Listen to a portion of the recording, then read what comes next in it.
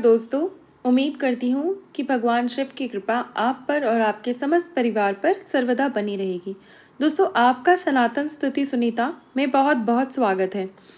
और आज की वीडियो में हम जानेंगे कि पितरों की कृपा प्राप्ति के लिए, पितरों की प्रसन्नता के लिए, पितरों की आत्मा तृप्त हो, इसके लिए विशेष रूप से जो हिंदू धर्म में साल में 15 दिन ऐसे दिन होते हैं जिन्हें पितृ उत्सव के रूप में मनाया जाता है और उन 15 दिनों को पितृ पक्ष के रूप में जाना जाता है। आज हम इन पितृ पक्ष साल 2024 के बारे में जानेंगे कि पितृ पक्ष साल 2024 कब से प्रारंभ हो रहा है, कब समाप्त हो रहा है और इन 15 दिनों में आपको क्या कार्य करने चाहिए और किन कार्यों को करने से बचना चाहिए। इसकी संपूर्ण जानकारी और आपके बहुत सारे प्रश्नों का उत्तर मैं आज की इस वीडियो में देने जा रही हूँ। तो ये वीडियो बहुत महत्वपूर्ण होगा, आप पूरा ज़रूर देखिएगा। अगर अच्छी लगे तो वीडियो को लाइक भी ज़रूर कीजिएगा। आपके लाइक्स और कमेंट्स मेरे लिए बहुत उपयोगी होते हैं। यही एकमात्र ज़रिया है जिससे मुझे पता चलता है कि मेरी वीडियो किसी भी तरह आपके लिए लाभदायक है। दोस्तों, पितृपक्ष के बारे में कहा जाता है कि शास्त्रों में ऐसा कहा गया है कि पितृपक्ष के दौरान जो हमारे पितृ होते हैं वो पितृलोक से धरती पर आते हैं और अपने अपने परिवार में अपने अपने परिवारजनों से मिलते हैं। किसी न किसी स्वरूप में वे हमारे आसपास ज़रूर रहते हैं। इन 15 दिनों में ऐसा माना जाता है कि और ऐसा कहा जाता है कि इन 15 दिनों में ऐसी अवस्था में जो भी हम दान धर्म करते हैं, पितरों के निमित्त हम तर्पण करते हैं, जल देते हैं, श्राद्ध कर्म करते हैं, उन्हीं से उनको तृप्ति मिलती है। तो भाद्रपद मास की पूर्णिमा पर धरती लोक पर पितृ आते हैं और अश्विन मास की अमावस्या तिथि पर वापस पितृ लौट के चले जाते हैं। जो लोग पितृ तर्पण करते हैं इन 15 दिनों में, मतलब पितृ पक्ष में जो लोग पितरों के निमित्त तर्पण करते हैं, श्राद्ध कर्म करते हैं, अपने पितरों के निमित्त दीप दान करते हैं, उन्हें उनके पितरों का आशीर्वाद मिल जाता है। लेकिन कुछ ऐसे भी लोग हैं जो इसे अंधविश्वास मानते हैं और इस वजह से वे अपने पितरों के निमित्त कुछ भी शुभ कार्य नहीं करते, तर्पण नहीं करते, जल दान नहीं करते या फिर दीप दान भी नहीं करते। उनका श्राद्ध क्रम किसी भी प्रकार से वो नहीं करते और इस कारण से उनके जो पितृ हैं अतृप्त होकर ही वापस लौट जाते हैं। जब आपके पितृ अतृप्त लौटते हैं, असंतुष्ट लौटते हैं, तो ऐसी दशा में बहुत सारी परेशानियां भी आपको देकर जाते हैं। बहुत सारी परेशानियों में आप स्वतः ही गिरने लगते हैं। इसलिए बहुत आवश्यक है कि इन 15 दिनों में आप पितरों के निमित्त दान, तर्पण, श्राद्ध कर्म इत्यादि जितना कर पाए, जितना संभव हो पाए ज़रूर करें। अपने सामर्थ्य के अनुसार करें, पर पितरों को याद करके उनका तर्पण अवश्य करें। चलिए अब बात करते हैं कि कब से प्रारंभ हो रहे हैं पितृपक्ष।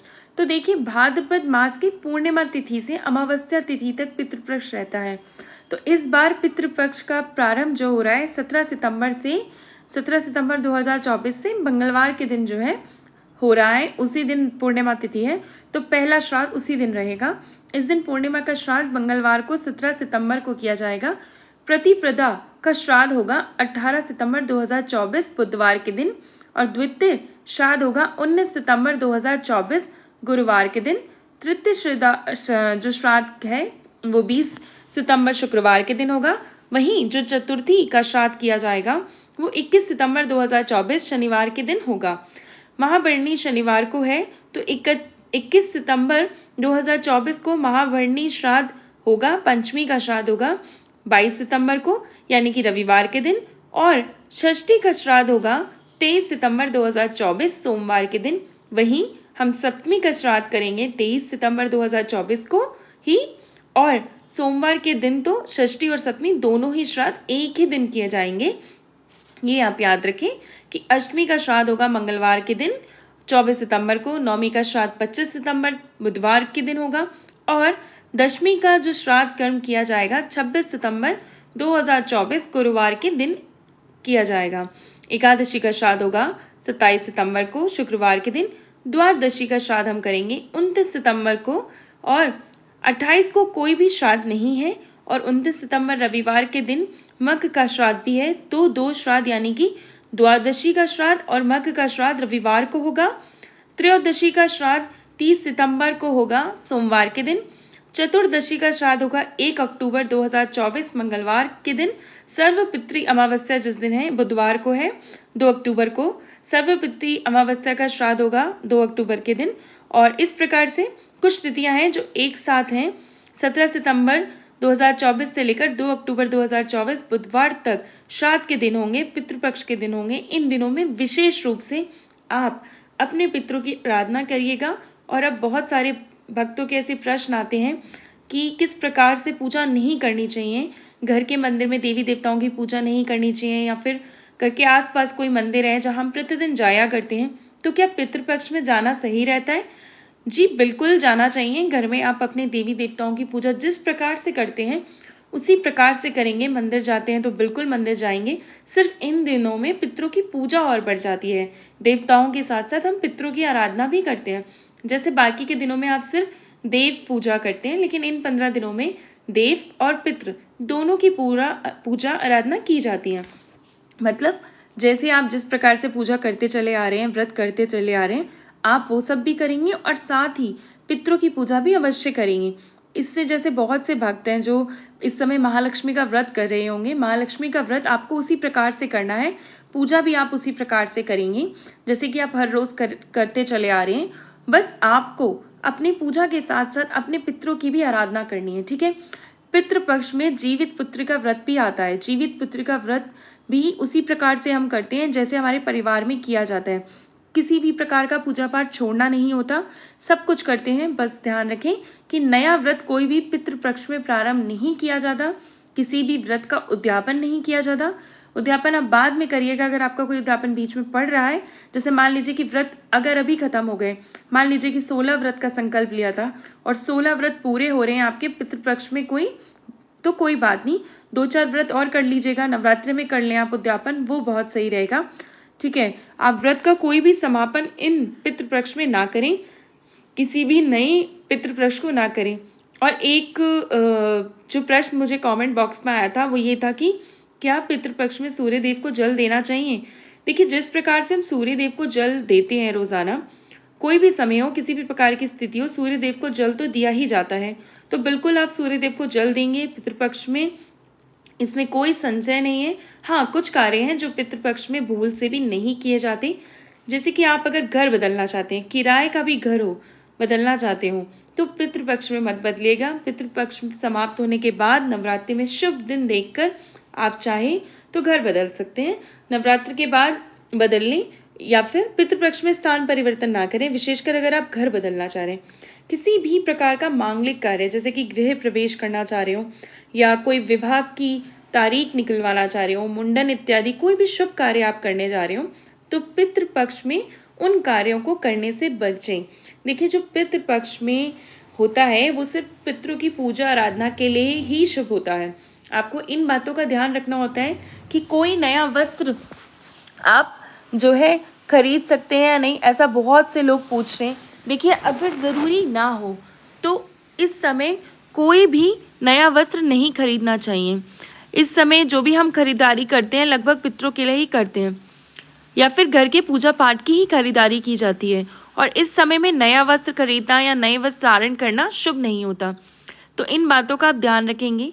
और एक प्रश्न मुझे ये भी आया था कि क्या सुहाग की सामग्री पितृपक्ष में खरीदी जा सकती है, जैसे चूड़ियां इत्यादि, अगर लेना हो तो क्या ले सकते हैं? देखिए, वैसे सुहाग की सामग्री इन दिनों में ना खरीदें, लेकिन मान लीजिए कि आप महालक्ष्मी व्रत कर रहे हैं तो उसमें तो सुहाग की सामग्री उद्यापन वाले दिन लगती है। मतलब 16 सुहाग की सामग्री आप खरीदेंगे ही, वे आप खरीद सकते हैं, ठीक है। इसके अलावा अब नवरात्रि जो है, जो कि अमावस्या के अगले दिन से ही प्रारंभ होती है, तो बिल्कुल हम पितृपक्ष में नवरात्रि की सामग्री खरीद सकते हैं। पूजा की जो सामग्री वो खरीद सकते हैं वो सब खरीदी जाती हैं। मतलब पूजा पाठ के लिए, महालक्ष्मी को अर्पित करने के लिए अगर आप सुहाग की सामग्री खरीदते हैं तो बिल्कुल खरीद सकते हैं, कोई भी दिक्कत नहीं है। स्वयं के लिए खरीदना और पहनना बिल्कुल शुभ नहीं माना जाता। पितृपक्ष में सुहागिन महिलाओं को विशेष रूप से कोई भी नई वस्तु, नए वस्त्र, सुहाग की सामग्री इत्यादि नहीं धारण करना चाहिए। और क्या आप मायके जाना हो, ससुराल जाना हो या फिर ससुराल से मायके जाना हो, तो क्या हमें पितृपक्ष में ऐसा करना चाहिए? देखिए, ध्यान रखें, मैंने अभी पहले भी कहा था कि पितृपक्ष में के दिनों में स्थान परिवर्तन अगर बहुत जरूरी ना हो तो नहीं करना चाहिए। कहीं भी आना जाना हो तो पितृपक्ष से पहले ही कर लें। वैसे अगर आप मायके में हैं तो ससुराल में आपको पितृपक्ष के दौरान रहना ही चाहिए, ठीक है, तो पहले ही चले जाएं। और एक और प्रश्न ये था कि अगर बच्चों का जन्मदिन पितृपक्ष में पड़ता है तो क्या हम उसे मना सकते हैं? देखिए, बच्चों का जन्म पितृपक्ष में होता है, लगभग हर बार ही उनका जन्मदिन पितृपक्ष में आएगा फिर तो आप बिल्कुल मना सकते हैं, कोई दिक्कत नहीं है। इतना ज़रूर कीजिए कि उस दिन आप पितरों के स्मरण को कीजिए और पितरों के लिए उस दिन जो भी प्रकार का दान है, दीप दान है, वो ज़रूर करें। तर्पण कर पाते हैं तो आप तर्पण कीजिए, प्रार्थना कीजिए कि आपके बच्चे को उनका आशीर्वाद प्राप्त हो।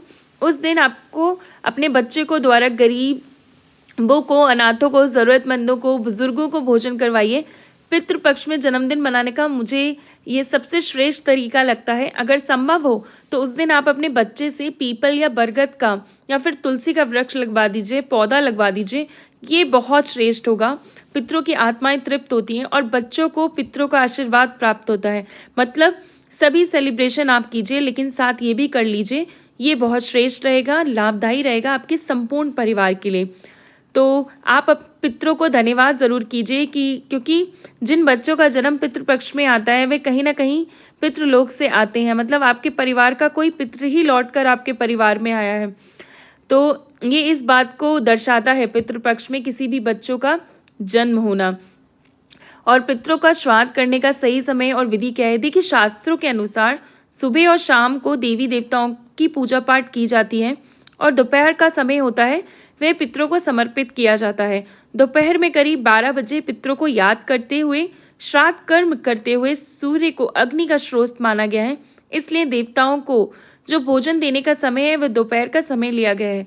देवताओं को भोजन देने के लिए यज्ञ किए जाते हैं, वैसे ही पितरों को भोजन देने के लिए सूर्य की किरणों को जरिया माना जाता है। श्राद्ध कर्म संपन्न करने के लिए रोहिणी मुहूर्त और कुतुब मुहूर्त बहुत अच्छे माने गए हैं। इस दौरान ही कौवे, चींटी, गाय, देव और कुत्ते को पंच भोग देना चाहिए, ब्राह्मण को भोजन कराना चाहिए।